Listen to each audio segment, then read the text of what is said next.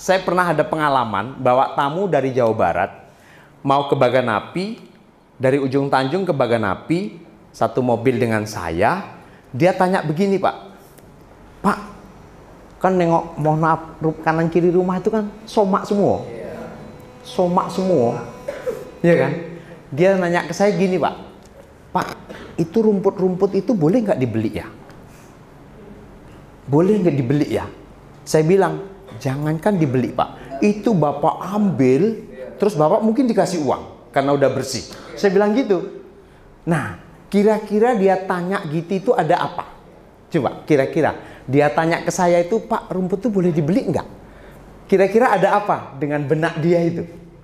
Ada apa? Bapak Ibu, ada apa kira-kira? Hei, ada apa? Hah? Tadi di sini orang yang mempunyai kemampuan melihat dan memiliki peluang.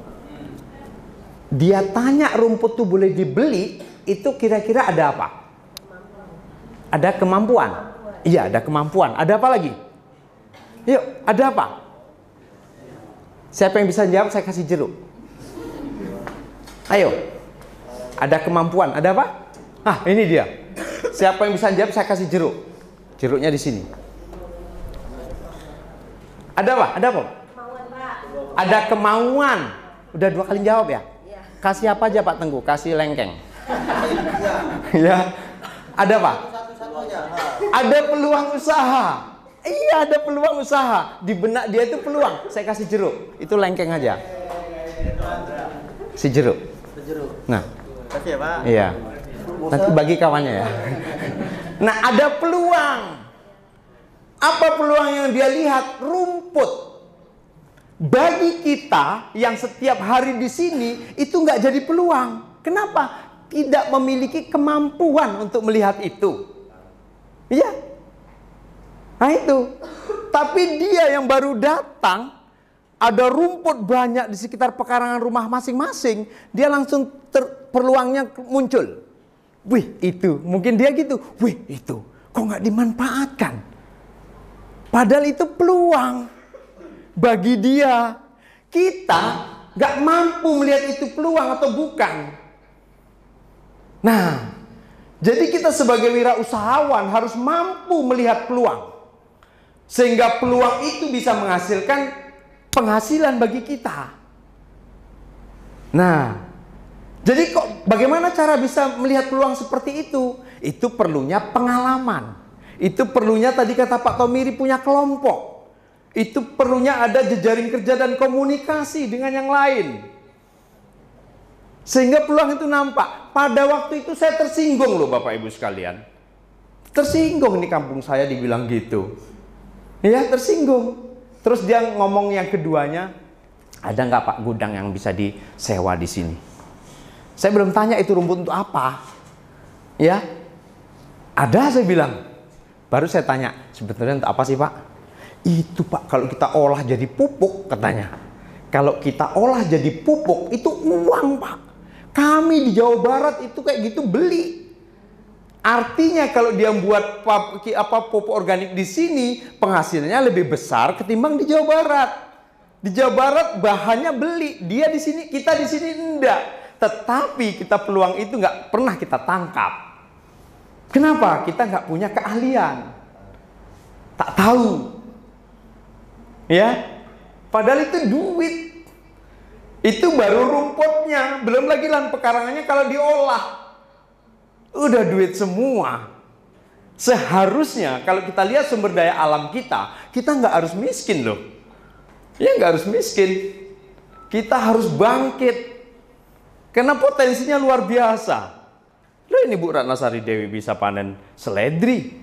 Pak Tomiri, kawan-kawan kita syuting YouTube di sana Pak Tomiri. Kita cari rumahnya, ya. Kita pinta Pak PPL-nya, Pak Tengku Harmaini.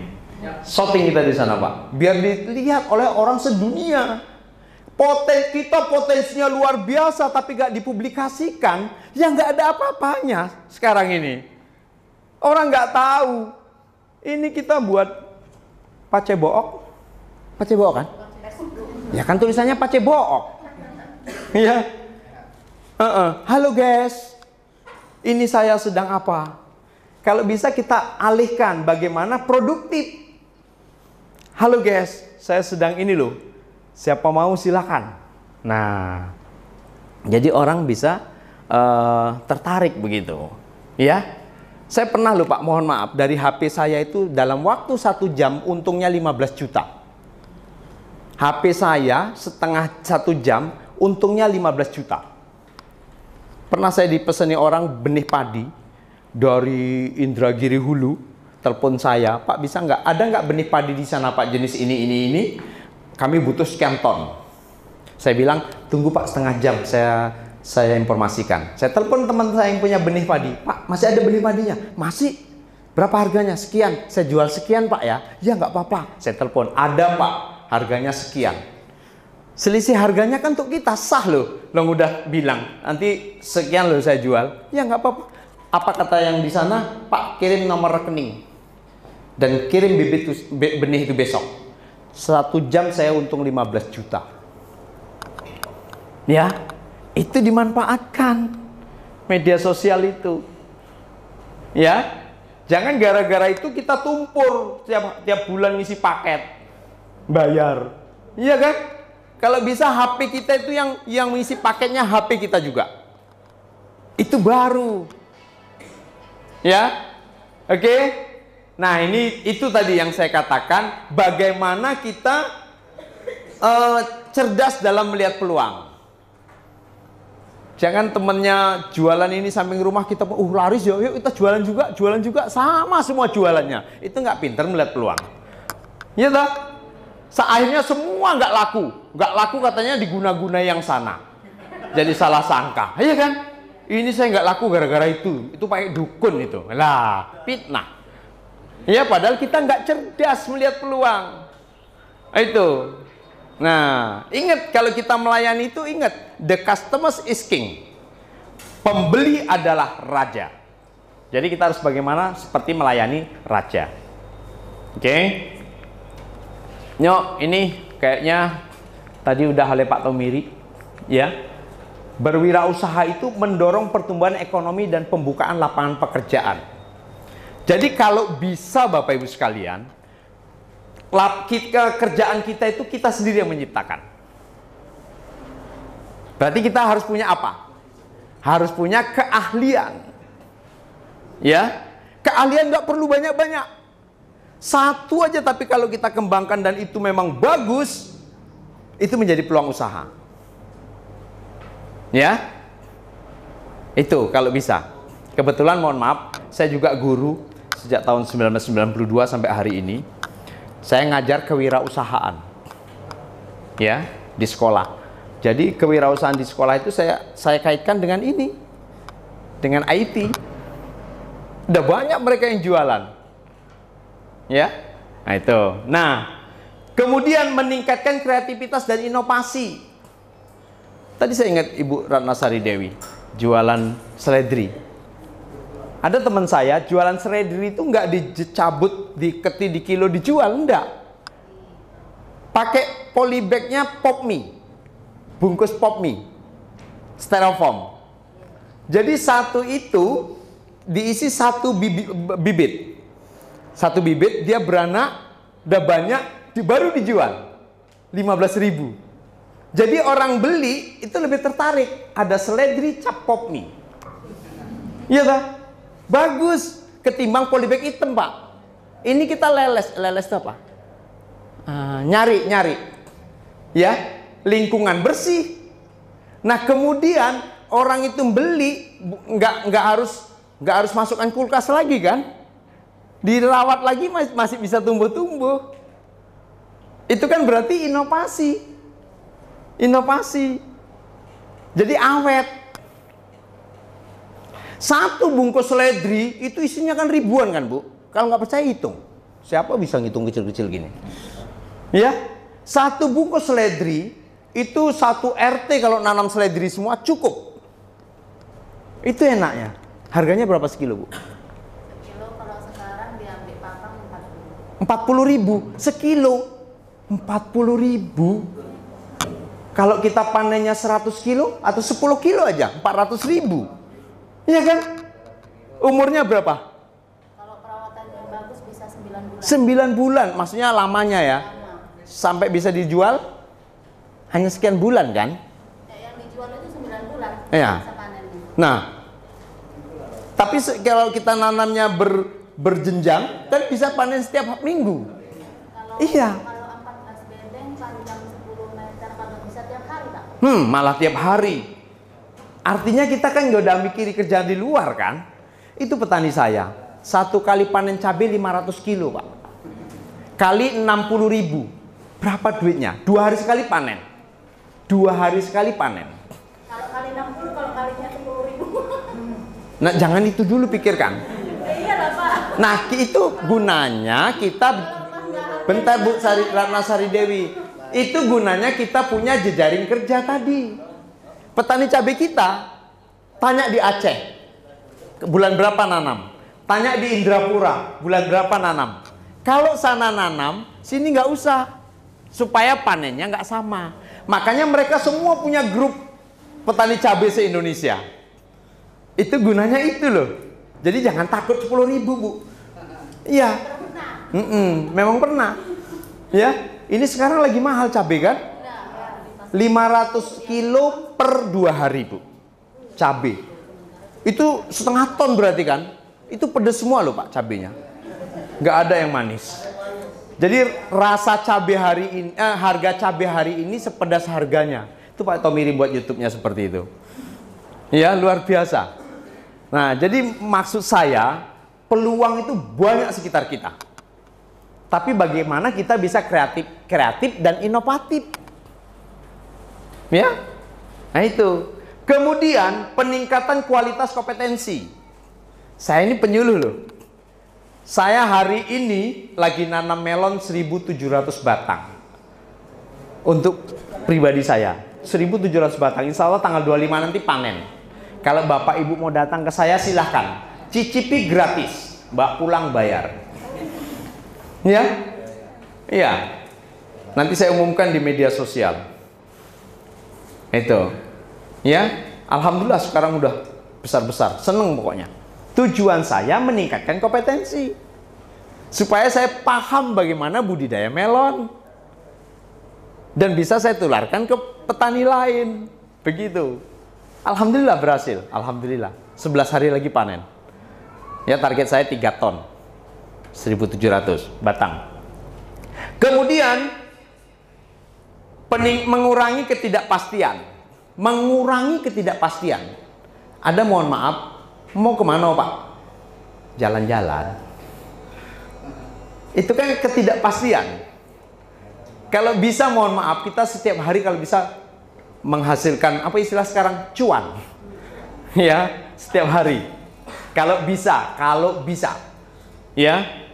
Walaupun misalnya tidak kontan. Nah, mengurangi ketidakpastian ini berarti kita harus kreatif. Harus inovatif. Tadi dikatakan Pak Tomiri, jangkrik Pak Taufik itu 70 kotak ya Pak?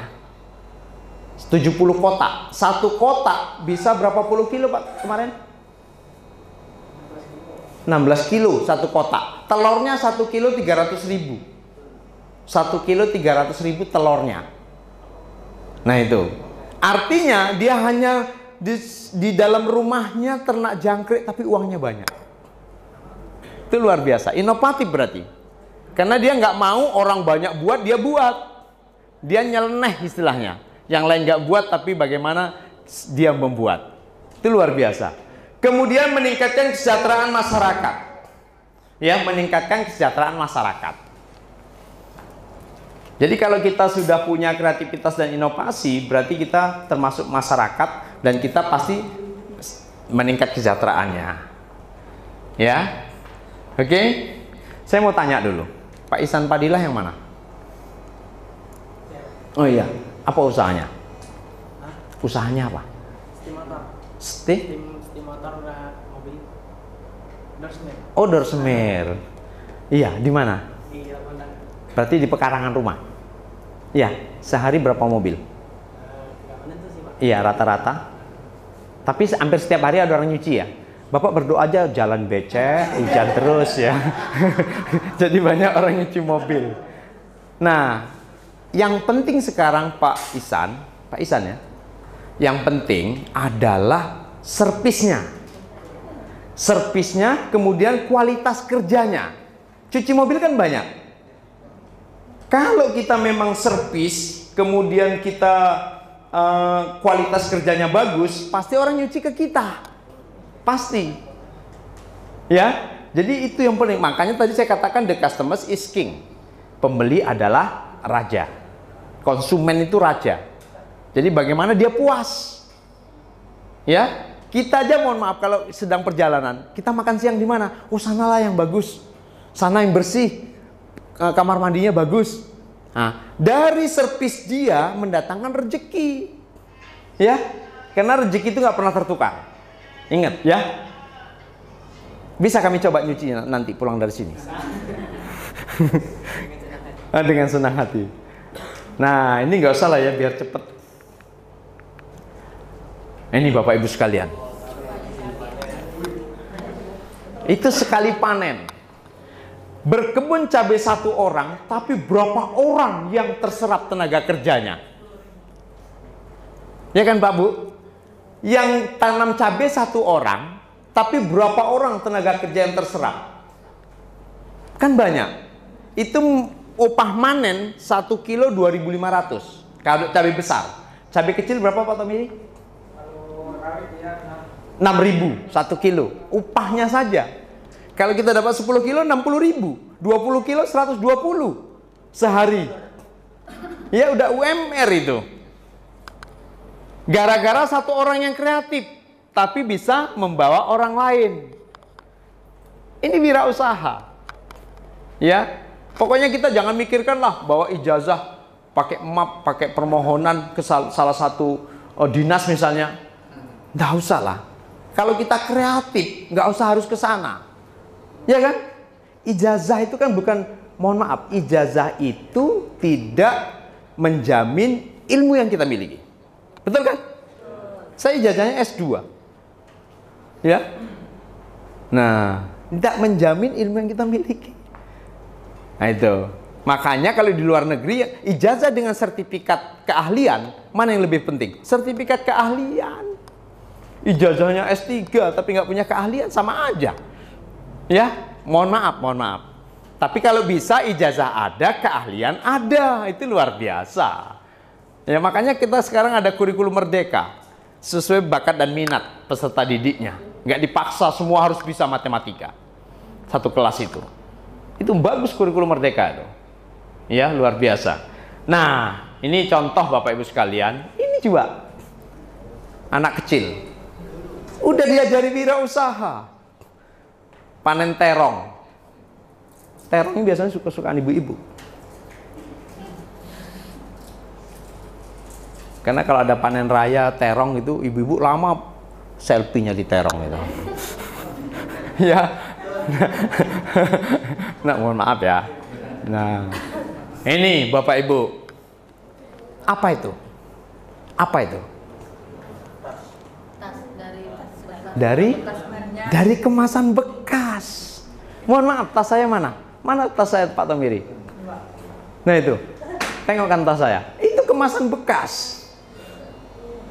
Ya, kemasan bekas tas saya. Kok ke situ? Ini. Jadi kami punya bank sampah, Ketua Forum Bank Sampah Serokan Hilir Pak Tomiri. Ya, punya bank sampah yang mengelola barang bekas jadi duit. Lingkungan bersih. Jangan sepelekan tukang butut loh Bapak Ibu sekalian. Pernah kami mengadakan pelatihan bank sampah Pak Tomiri ya. 1 bulan hasilnya 17 juta. Gaji siapa Pak? Jadi tukang butut, belinya salah-salah harganya. Dipilah-pilah jual harganya beda-beda. Ya, sekarang tukang butut yang ada itu dari mana? Dari sana, dari Jawa, dari mana? Kita nonton. Ya. Nah itu. Luar biasa. Jangan dipandang sepele itu tukang butut. Nih tengok, jadi tas. Kami pernah membuat tas dari sampah untuk pelatihan Seriau. Ya, pesennya di bank sampah kami. Semua ibu-ibu diberdayakan jahit buat tas. Kasih modenya seperti ini. Itu wirausaha. Barang bekas. Ya. Ini saya, mohon maaf. Samping rumah saya. Kol. Ini kol, bawahnya jahe merah, itu ada kentang, itu dan macam-macam. Ya. Jadi pekarangan rumah saya itu kata Pak Tomiri tadi 75% biaya pangan dari pekarangan. Ikan ada di pekarangan, bumbu ada di pekarangan, buah ada di pekarangan, sayur ada di pekarangan. Apalagi dulu gas pun ada di pekarangan di rumah saya, pakai biogas dari ternak sapi. Ya, jadi pekarangannya penuh. Buka YouTube info Pak Tani Rokan Hilir P2L atau KRPL. Ya, nah ini contoh. Oke, kita masuklah